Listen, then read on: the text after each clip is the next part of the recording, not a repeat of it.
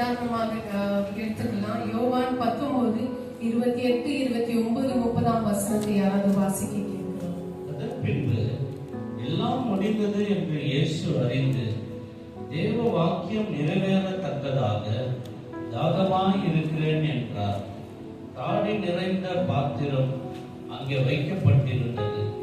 அவர்கள் கடற்காலங்களை காடியிலே தோய்த்து ஈசோப்பு புத்தகையில் மாட்டி அவர் வாயின் இடத்தில் நீட்டி கொடுத்தார்கள். இயேசு காடியை வாங்கின பின்பு முடிந்தது என்று சொல்லி தலையை சாய்த்து ஆவியை ஒப்பு கொடுத்தார். இங்க 5வது வார்த்தையா அவர் பேசின, சிலுவையில பேசின 5வது வார்த்தை நம்ம பார்க்கிறோம். என்னன்னா, தாகமா இருக்கிறேன் என்று சொன்னார். எழுதியிருக்கிற இந்த வார்த்தை நிறைவேறும்படிக்காக என்று அங்க ஆணித்தரமாய் எழுதப்பட்டிருக்கிறது. அப்படின்னா ஒன்று நம்ம அறிஞ்சுக்கொள்ளணும், இது ஒரு தீர்க்க தரிசனமான வார்த்தை. ஏற்கனவே எழுதி வைத்திருக்கிற வார்த்தை அந்த நாட்களில அந்த நேரத்துல அந்த சிலுவையில நிறைவேறுது. அவர் தாகமா இருக்கிறேன் என்று சொன்ன அர்த்தம் என்னன்னாக்கா, எல்லாருக்குமே தாகம் வரும். ரொம்ப நேரம் தண்ணி குடிக்காம இருந்தா, சாப்பிடாம இருந்தா தாகம் வரும். ஆனா இயேசு சிலுவையில சொன்ன அந்த தாகத்துக்கு அர்த்தமே வேறையா இருக்கிறது. அவரு வெறும் தண்ணி குடிக்காத இருந்ததுனால நான் தாகமா இருக்கிறேன்னு சொல்லல. அவர் ஆத்மா, அந்த உள்ளான ஆவிக்குரிய தாகத்தை குறிச்சு இங்க நம்மளுக்காக அவரு வெளிப்படுத்தி காண்பிக்கிறாரு. பாருங்க, எந்த மனுஷனும் ஒரு நாள் 2 நாள் இப்ப சாப்பிடாம இருக்குன்னா 1 மாசம் 2 மாசம் இருக்கலாம், ஜீவனோட இருக்கலாம். ஆனா தண்ணி குடிக்காம இருக்கணும்னாக்கா ஒரு 3 நாள் தான் இருக்க முடியும். அதுக்கப்புறம் பலனற்று போய்விடும். அதே போலதான் அவர் மனுஷன், அந்த மனுஷ ரீதியா அவர் சிலுவையில வந்ததுனால தாகமா இருக்கிறதுன்னு சொன்னார். ஆனா 2 அர்த்தம் உடையதா இருக்கிறது. இங்க அநேக பேர் பாருங்க, தாகத்துல என்ன செய்வாங்கன்னாக்கா தண்ணீர் குடிப்பாங்க. தாகமா இருக்கிறதுனாக்கா இப்ப கூட நம்மளுக்கு அநேக பேருக்கு தாகமா இருக்கும், கொஞ்சம் தண்ணி குடிச்சா நலமா இருக்கும்னு யோசிப்போம். அது சரீரத்துக்குரியதான தாகம். ஆனா இயேசு கிறிஸ்து சொன்னதான தாகம் ஆத்மாக்குரிய தாகம். அவர் சொன்ன அந்த தாகம் எப்படின்னாக்கா, பிதாவின் சித்தத்தை நிறைவேற்றுகிற ஒரு தாகமா நம்ம இங்க பார்க்கிறோம். ஏன்னு சொன்னா பாருங்க, எல்லாருமே இந்த சரீரத்துல வருகிற தாகத்தை நம்ம தண்ணி குடிச்சு தீர்த்துக்கலாம். ஆனா இந்த ஆத்மாவை தாகத்தை ஃபுல்ஃபில் பண்ணுகிற, தீர்க்கிற ஒரே மனுஷன் யாருன்னா அவர் தான் இயேசு கிறிஸ்து. இந்த தாகத்தை, இந்த ஆத்மா தாகத்தை யாரும் நம்மளுக்கு தீர்க்க முடியாது. ஆனா இயேசு கிறிஸ்துவை தவிர வேற யாரும் தீர்க்க முடியாது. அதனாலதான் அவர் சொல்றாரு, நான் தாகமா இருக்கிறேன். அவர் பசியா இருந்து தாகமா இருக்கிறேன்னு சொல்லல, நம்ம ஆத்மா ஜனங்களை பார்த்து. ஏன்னா அவருக்கு தெரிஞ்சிச்சு எல்லாம் முடிந்த பின்பு இப்போ என்ன செய்யணும்னாக்கா, எல்லா ஜனங்களை பார்த்து அவர் சொல்றார், நான் தாகமா இருக்கிறேன். ஏன்னு சொன்னா அந்த ஜனங்களுடைய வாஞ்ச, ஜனங்களுடைய தாகம், ஜனங்கள் அந்த தண்ணீரை பெற்றுக்கொள்ளணும், ஜீவ தண்ணீரை பெற்றுக்கொள்ளணும் என்றுதான் நம்ம பார்க்கிறோம். பாருங்க, சங்கீதம் 42:2 கூட சொல்லுகிறது, கர்த்தர் மேல் நான் தாகமா இருக்கிறேன் என்று. 63:1 கூட சொல்லுகிறது, 69:21 கூட சொல்லுகிறது, எனக்கு கசப்பான காடியை கொடுத்தார்கள் என்று சங்கீதத்துல பழைய ஏற்பாடுல எழுதி வைத்திருக்கிறாங்க. இது ஏற்கனவே தீர்க்க தரிசனமான எழுதி வைத்திருக்கிற வார்த்தை. அதுதான் சொல்கிறார், நான் தாகமா இருக்கிறேன். அநேக பேர் பாருங்க, இஸ்ரவேல் ஜனங்கள் கூட ஏசாயா 48:29 அவங்க தாகமா இருந்தாங்க. வனாந்தரத்துல கதறாங்க, நாங்க தாகமா இருக்கிறோம், குடிக்க தண்ணி இல்ல. அது மாம்சத்துக்குரிய தண்ணியை தேடி ஓடுறாங்க. அவங்க நிரந்தரம் இல்லாத அந்த தண்ணீரை தேடி ஓடுறாங்க. ஆனா இயேசு கொடுக்கிற தண்ணீர் எப்படிப்பட்ட தண்ணீர் என்றால், அது நித்திய ஜீவனுடைய தண்ணீரா இருக்கும். இதுல பாடுபடுகிற ஒருவரும் அதை மறுபடியும் என்ன பண்ணுவாங்க, அவங்களுக்கு தாகம் வராது. ஆகவேதான் வசனத்துல நம்ம பார்க்கிறோம், யோவான் 4:4 அதிகாரம் நீங்க ஃபுல்லா படிச்சு பாத்தீங்கன்னாக்கா அதுல சொல்லப்படுகிறது, ஒரு சமாரியன் ஸ்திரீயை போய் இயேசு கிறிஸ்து சந்திக்கிறார் சிலுவைக்கு முன்பதாக. அப்போ சந்திக்கும் போது அந்த ஸ்திரீ இடத்தில் போயிட்டு, எனக்கு தாகத்துக்கு தண்ணீர் தா என்று கேட்கிறார். அப்படின்னா குடிக்க மாம்ச ரீதியா தாகத்துக்கு தண்ணீர் கேட்கல. அந்த ஸ்திரீக்கு ஒரு உணர்வு உண்டாகும்படிக்காக, ஒரு ஆத்துமான உணர்வு உண்டாகும்படிக்காக, அந்த ஆத்தும நேசரே நேசிக்கும்படிக்காக, ஆத்தும நேசர் மேல ஒரு தாகம் உண்டாகும்படிக்காக தான் அவர் போயிட்டு என்ன சொல்றாருன்னா, ஸ்திரீயே தாகத்துக்கு தண்ணீர் கொடு என்று சொல்லிட்டு, அப்போ அப்படியே கீழே நம்ம வசனத்தை வாசிக்கும் போது சொல்றாரு என்னன்னாக்கா 13-14 எல்லாம் நம்ம சொல்லுகிறோம், நான் கொடுக்கிற தண்ணீர் அது எப்படிப்பட்ட தண்ணீர்னா உங்களுக்கு ஒரு நாளும் தாகம் உண்டாகாது.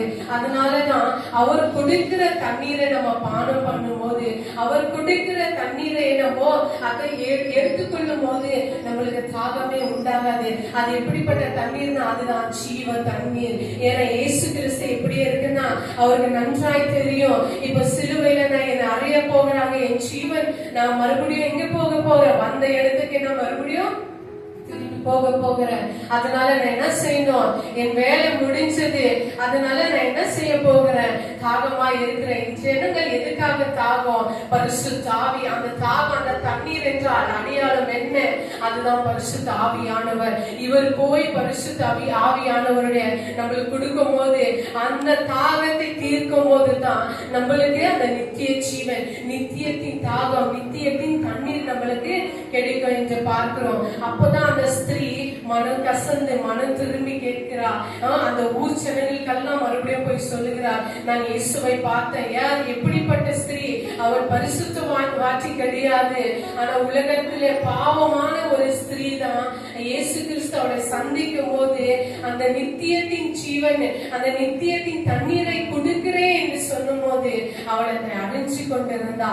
அறிஞ்சு அவளுடைய அந்த மனதை திறந்து கொடுக்கும் போதுதான் அவளுடைய உள்ளத்துல அந்த நித்திய ஜீவ தண்ணீர் ஊற்றப்பட்டது. அப்ப ஊற்றப்படும் போது அவளுக்குள்ள ஒரு மாறுதல், பழைய வாழ்க்கை, பழைய குணங்கள், பழைய சுபாவங்கள் எல்லாமே மாறி போனது என்று நம்ம பார்க்கிறோம். அது போலதான் ஆண்டவராக இயேசு கிறிஸ்து இன்றைக்கு நம்மளுக்கு நம்ம அநேக காரியத்துல தாகமா இருக்கலாம். எல்லாம் ஒரு நீங்க இங்க உட்கார்ந்து கொண்டிருக்கிற ஒவ்வொருத்தரையும் தனிப்பட்ட ரீதியில போய் கேட்டா ஒவ்வொருத்தருக்கும் ஒரு தாகம் இருக்கும். நான் படிப்புல எப்படி இருக்கணும், வீடு கட்டணும், எல்லாமே தாகம் இருக்கும்.